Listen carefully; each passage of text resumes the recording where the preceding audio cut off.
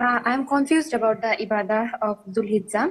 On the first 10 days of Dhul Hijjah, should we say only Tahmeed, Tahleel and Takbir, or should we say Tasbih also? And also the Takbir, Allahu Akbar, La ilaha illallah, Allahu Akbar, Walillahil hamd. Do we need to say this from the day of Arafah, or we should make zikr with this on the first 10 days as well? First of all, you should only ask one question.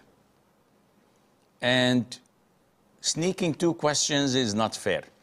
And if I answer it, I will be opening the door. So I will answer your first question. The first 10 days of the hijjah, for those who are not going to perform hajj, the Prophet said, alayhi salatu wasalam, that these days are the best days of the year. And doing good deeds in it is the best. And nothing would surpass doing good deeds in it except for a man who goes out of his home with his wealth to fight in the cause of Allah. And he dies as a martyr and his wealth is gone and he comes back with nothing. He's dead, martyred, but his wealth is also spent in the cause of Allah. So this is the ultimate. So doing good deeds cannot reach that level, but it is better than any other thing, such as fasting, which the Prophet used to do, alayhi salatu wasalam, in the first 9 days of the hijjah, such as giving charity, such as helping others, reading the Quran, doing dhikr.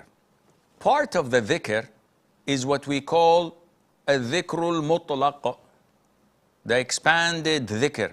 So in these 10 days, it is recommended to say Allahu Akbar, La ilaha illallah, Wallahu Akbar, Allahil hamd throughout the day and night.